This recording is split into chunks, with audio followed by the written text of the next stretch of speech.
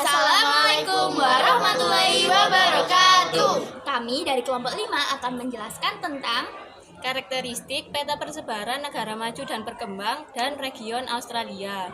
Perkenalkan, nama saya Adias Dharma, nomor absen 1. Perkenalkan, nama saya Anastasia Sela, nomor absen 5. Perkenalkan, nama saya Deva Ardiana, nomor absen 10. Perkenalkan, nama saya Ernita Nadia Wijaya, absen 12. Perkenalkan, nama saya Novanto Saputra Wibowo, absen 4. Saya Samratul Mufida, absen 30. Simak video kita. Pertumbuhan penduduk atau negara maju, angka pertumbuhan penduduk memiliki tingkatan kecil atau rendah sehingga jumlah penduduknya tidak terlalu banyak. Sementara itu, pada negara berkembang justru memiliki jumlah pertumbuhan penduduk yang tinggi. Pendapatan per kapital yang tinggi. Ada negara maju, pendapatan per kapital tentu saja relatif tinggi. Tingginya pendapatan per kapital ini disebabkan oleh faktor misalnya penguasaan iptek oleh mayoritas penduduk dan pengolahan potensi SDM yang berkualitas tinggi. Berbanding terbalik, dengan negara berkembang, rata-rata penghasilan yang diperoleh oleh keseluruhan penduduknya relatif rendah. Hal tersebut disebabkan oleh mayoritas penduduk dari negara berkembang masih bekerja pada sektor pertanian yang dikerjakan secara tradisional. 3. Tingkat kemiskinan yang rendah.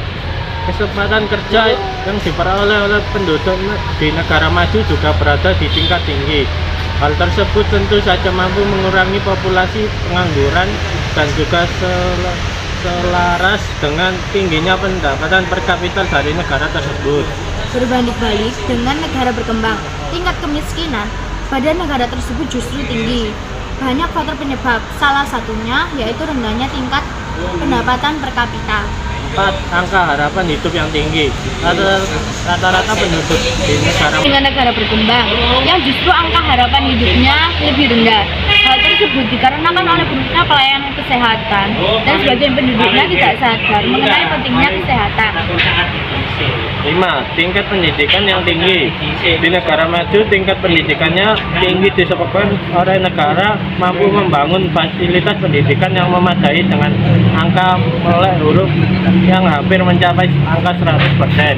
Sementara itu, pada negara berkembang, justru tingkat pendidikan rata-rata atau bahkan rendah. Hal tersebut dikarenakan para penduduk di negara berkembang, terutama pada di daerah yang terpencil, tidak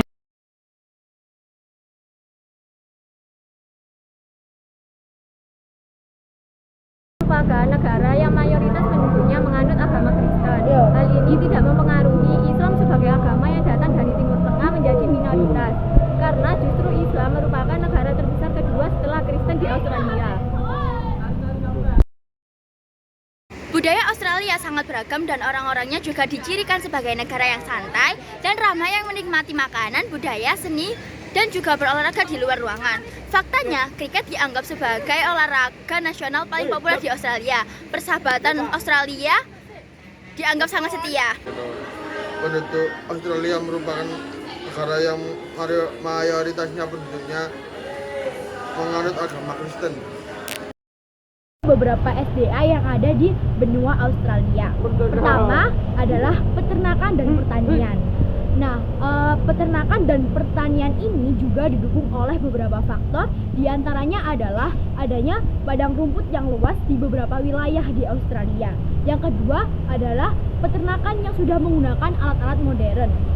Selanjutnya, di Australia memiliki SDA berupa pertambangan. Tak hanya pertanian, hasil tambang yang ada di Australia cukup beragam.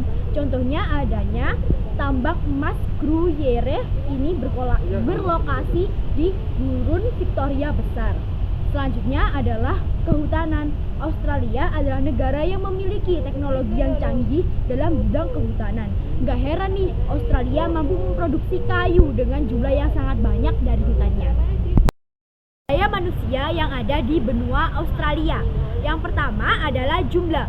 Benua Australia merupakan benua dengan penduduk paling sedikit di dunia. Sekitar 0,5% penduduk dunia hidup di benua Australia. Jumlah penduduk di Australia pada tahun 2017 diperkirakan sekitar 40 juta jiwa. Kepadatan penduduk di Australia sekitar 4 orang per kilometer persegi.